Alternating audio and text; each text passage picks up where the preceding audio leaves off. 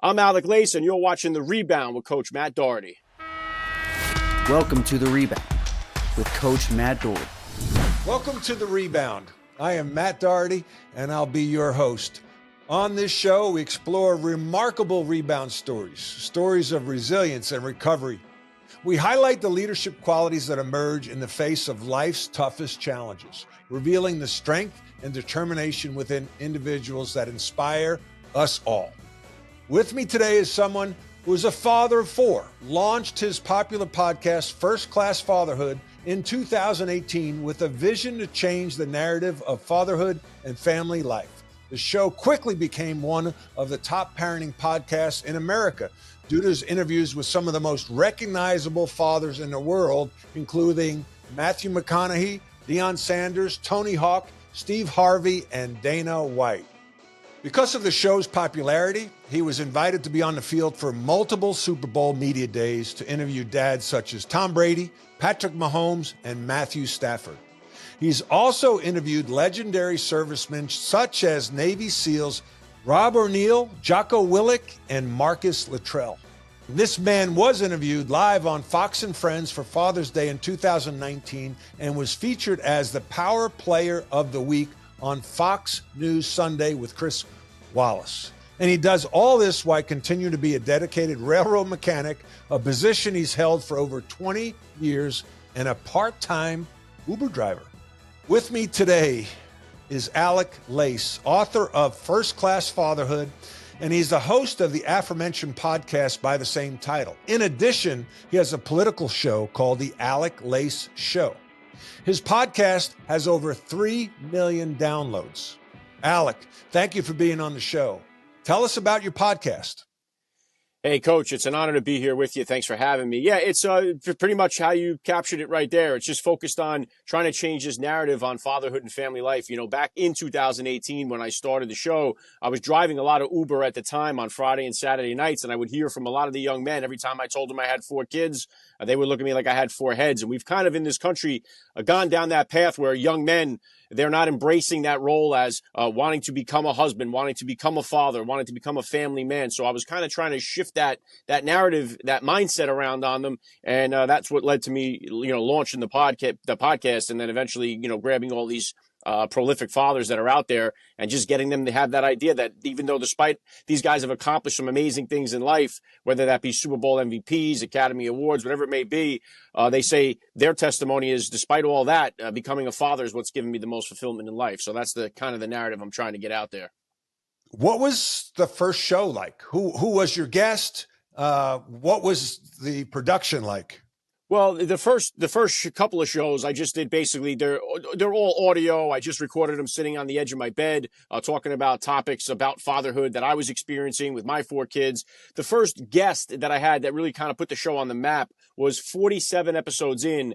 I had Dean Cain, the actor who plays Superman and Lois and Clark. Obviously, I've become very good friends with him now, but he was the first guy to come on the show, and he really enjoyed the concept. He enjoyed the conversation, and he pushed it on all his social medias, and that helped the podcast go to #1 for kids and family on Apple Podcasts. And then from there, while it was #1, I started to reach out to as many guests as I could. And that's when I grabbed guys like Deion Sanders and Kurt Warner and a bunch of Navy SEALs and just kind of kept the momentum going from there.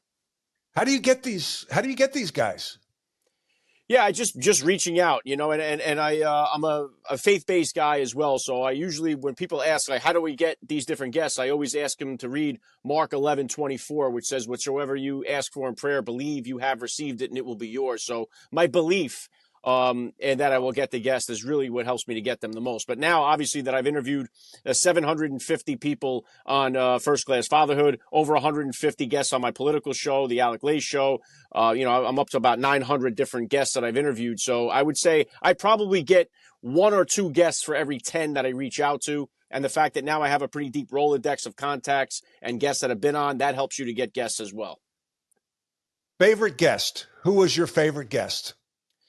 It's a difficult thing to say. Come on, Alec. Listen, you're a Jersey guy. I asked you a tough question. I expect you to respond accordingly. My favorite one that I did was a Gold Star father of a Navy SEAL, Adam Brown. Adam Brown, there's a book about his life called Fearless. He was a SEAL Team 6 operator who was killed in action. I've read the book so many times, and I actually reached out to his father and interviewed his dad on Memorial Day.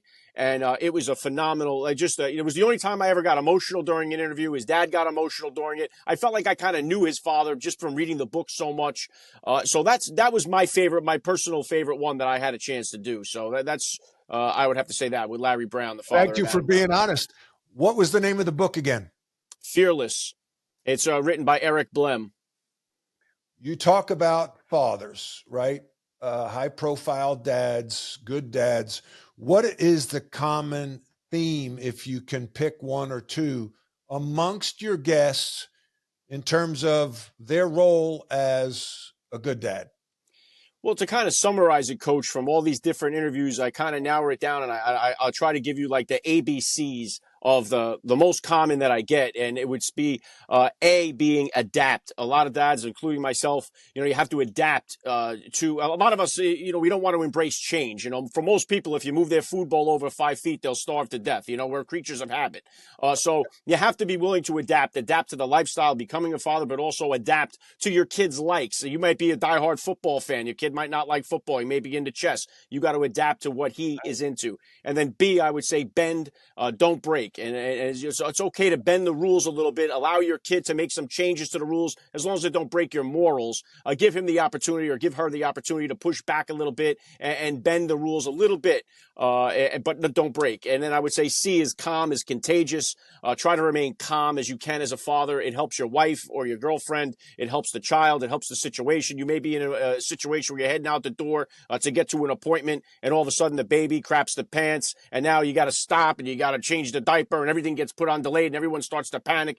You try to remain calm, and that becomes contagious for the family. So I try to hit on those 3 points, and that's been kind of like the overlying thesis from a lot of the dads. It's not the first time you've given that answer. ABCs, I love it. What story of fatherhood stands out the most?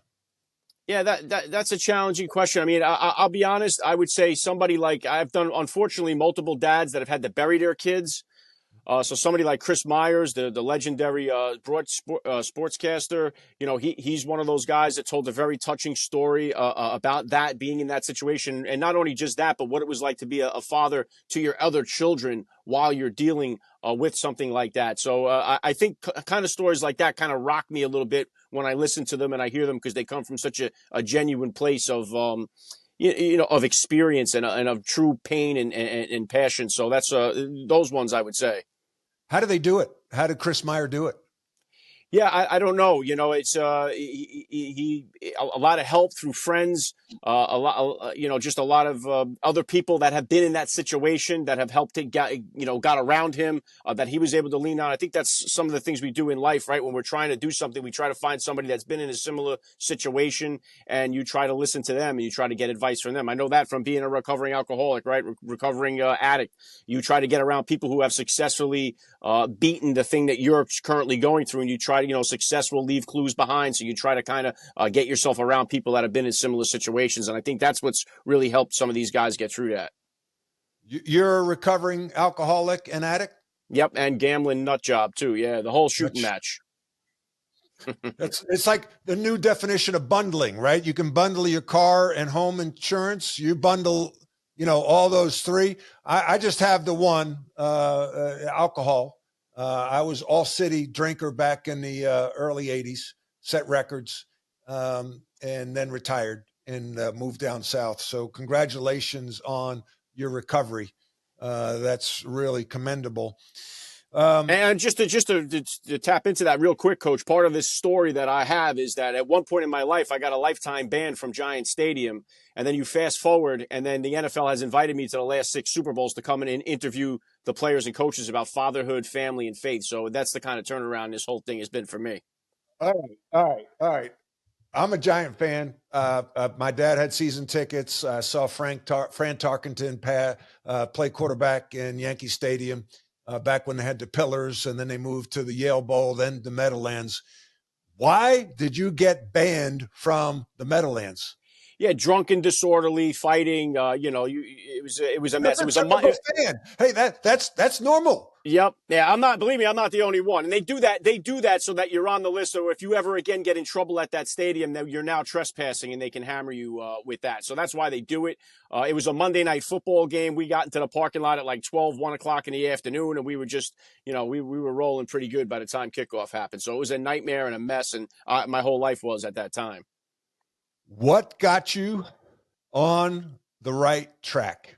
Well, becoming a father, I would say, really helped put my whole life in perspective, gave me a sense of purpose in life. Didn't really seem to have one until I became a dad. That really changed my perspective on just about everything. But I still continue to, drink and do everything. Once I first became a dad, it was a slow process for me. I lost both of my parents in my early 20s. Alcohol, it took my father, it took one of my brothers. I mean, this thing has been, has ravaged our family. And I blamed everything for that.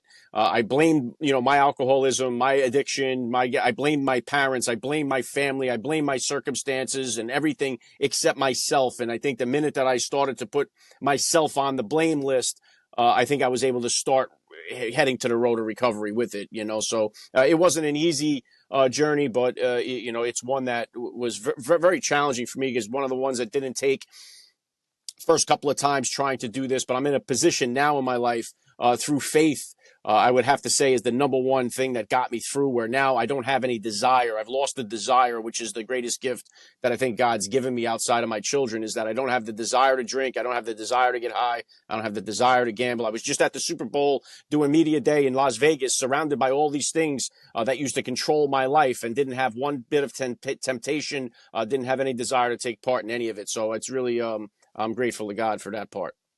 Alec, let's go to break. And when we come back, you will discuss one of the most significant rebounds that our country can make. Not you, our country.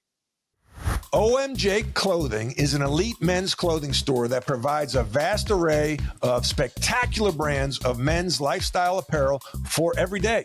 Elevate your business upscale casual at OMJ. Success comes from standing out. The Rebound is sponsored by Sector Spider ETFs, a unique family of exchange-traded funds that divide the S&P 500 into 11 sector index funds. You can buy just the sectors you like or customize the S&P 500 by weighting the 11 sectors to meet your financial objective. Please visit them on the web at sectorspiders.com. That's sector, SPDRS.com. Alps Portfolio Solutions Distributor, a registered broker-dealer, is the distributor for the Select Sector Spider Trust. Alec, tell us how our country can rebound in terms of developing better fathers. Well, I think our whole country is missing two things. I think the two greatest things that are crippling our country right now is the fact that we have a fatherless crisis in our country. We have so many kids are growing up without a father or a father figure. And, we're filling up the prison systems with that one particular type of character, a young man who grew up without a father in the home. So we have no fathers in the home. And also on the other side of that coin is we have no heavenly father in our society. So we've removed the father in heaven. We've removed the father from the home. And those two things have crippled our country. So I don't think no matter what we solve politically, whatever issues that we are facing, if we don't get this issue solved and strengthening our family units, getting the dads back in the home, bringing God back into focus, I don't think we stand a chance in this nation of moving forward or rebuilding anything. We've got to that's the foundation of this country. And if we don't get that, we're not going to get anything else right. A lot of people talk about there needs to be a separation of church and state. What say you? Yeah, I would say that this country was founded on Christian principles. That's the basis of our country. Our country, our founding fathers were able to put God first. I think that was, I know our state constitutions, all the individual states, is all of them are littered with God throughout them. I mean, this is a Christian nation. That's who we are.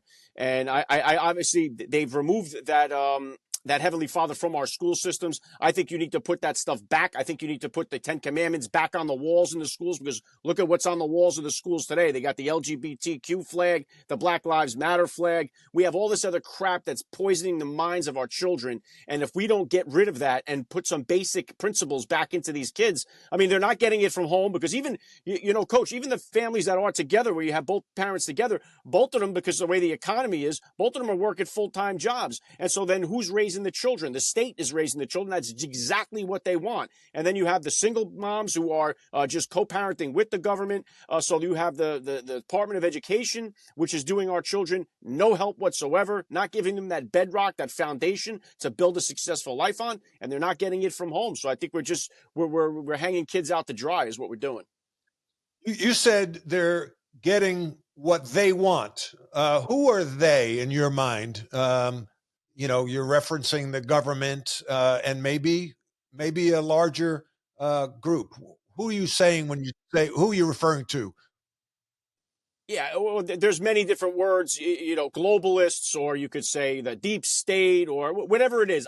The people that hate this country, I would say this Marxist ideology that's infiltrated our country, where we believe, here's exactly what I mean. When you have the president of the United States, like Joe Biden, who says, we have to remember that there is no such thing as somebody else's kid. These are all our kids. That type of language is dangerous. That type of language is Marxist. And that's what we're hearing over and over again from one side of the island. That is the Democrat side of the aisle, the liberal mindset.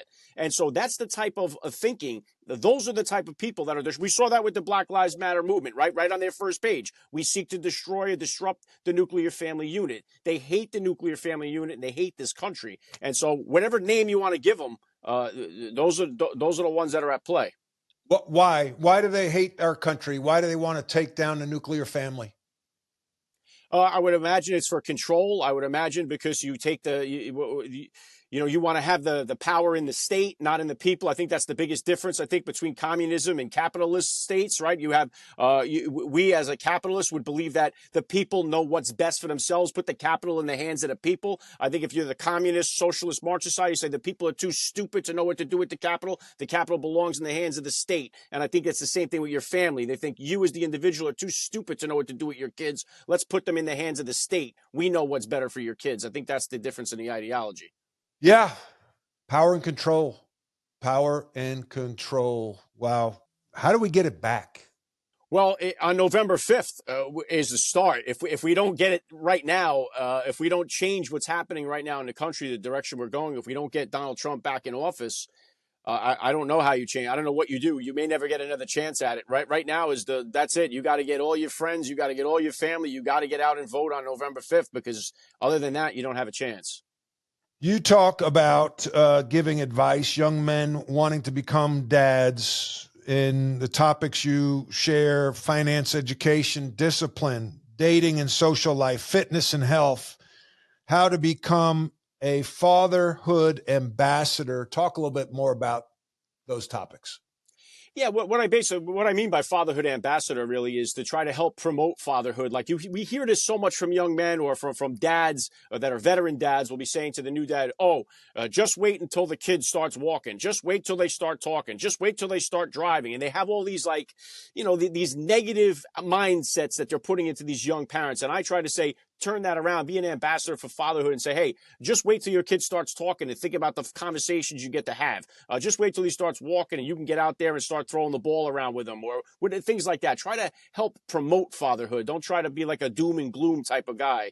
And then obviously all of those things and the best advice and why I brought so many different dads on from different walks of life is because I don't know. I don't have all the answers. So it's good to ask these guys. If I'm looking for financial advice, I bring on guys that have had success in the finance world. So I've had all these different entrepreneurs that have come on the show, whether that be like a Jordan Belfort or a Grant Cardone or somebody like that who has had some success financially. I bring them on. What could we learn from them? If it's discipline, I bring on somebody like Jocko Willink, who the Navy SEAL, who pretty much wrote the book on discipline. So that's the idea. When you're looking to try to fill a hole, if you're short in some area of your life, find somebody that's got it down pat and either read their book, reach out to them and get advice from them. And the vulnerability, a friend of mine once said, vulnerability is the new invincibility. When you admit that you don't have all the answers, people lean into that and they want to help. And that's probably why you've had all these awesome guests on your podcast. Tell me the names of the two podcasts again. Well, the original one is First Class Fatherhood. That is non-political. We just deal with fatherhood, like I said, finances, discipline, relationships, dating, driving, stuff like that, and sports, whatever it may be. It's only fatherhood based. It's only dads that have been on the podcast, and they're from all walks of life. So the other show, the Alec Lace show, focuses basically on political issues that are facing parents in America today. And on that show, I bring on everybody comes on there. It's just all political topics on that show. Let's talk numbers about fatherless homes. On your website, I believe I read more than 1 in 4 children live in a home without a father in the United States. What other data can you share with us? Well, one of the interesting things is that number has tripled over the last 50, 60 years, right? And so it's a problem that's gotten progressively worse in our country. It hasn't gotten any better. But if you look at all the statistics going down the line as they relate to these behavioral problems with children, all of them line up with the fact that there's not a father in the home. It's the most common denominator, whether it's teenage pregnancy, whether that's dropping out of school, whether that's youth incarceration.